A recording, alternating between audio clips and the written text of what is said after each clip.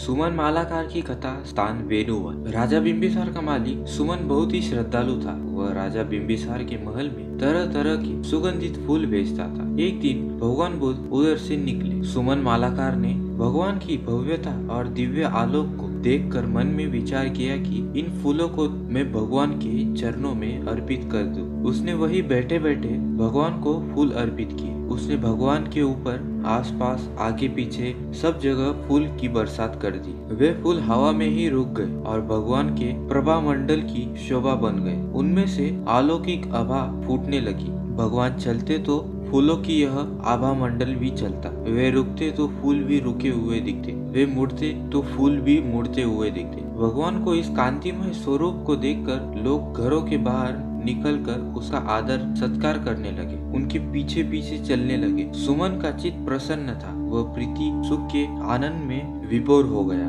राजा बिंबिसार श्रोतापन थे। उन्होंने भी जब यह सुना तो वह भी आनंदित हुए। भगवान के आदित्य स्वरूप को देखकर उनकी पूजा अर्चना की ओर उन्होंने तथागत और उनके भिक्षु संघ को भोजन दान दिया। पुण्यानुमोदन के बाद तथागत वापस जेतवन विहार आ गए। राजा थोड़ी दूरी तक तथागत के पीछे पीछे चले। उन्होंने अपने सिपाहियों को कहकर सुमन मालाकार को बुलवाया और उसे उचित पुरस्कार दिया। थेर आनंद ने भगवान से पूछा कि भगवान, आज सुमन ने इस प्रकार का कृत्य करके कैसे पुण्य कमाया है? तथागत बोले, सुमन ने अपने जीवन की परवाह किए बगैर ये फूल बुद्ध के समर्पित किए हैं। यह अगले जन्म में कभी भी 4 अपायों में जन्म नहीं लेगा और समय आने पर वह प्रत्यक्ष बुद्ध बनेगा। उसके कार्य को ठीक ढंग से किया हुआ कार्य कहा जा सकता है, जिसको करने के बाद पछताना नहीं पड़े। अगर वह सोचता कि यह फूल राजा के महल में जाने वाले थे, उसने भगवान को अर्पित कर दिए, तो ऐसा सोचकर वह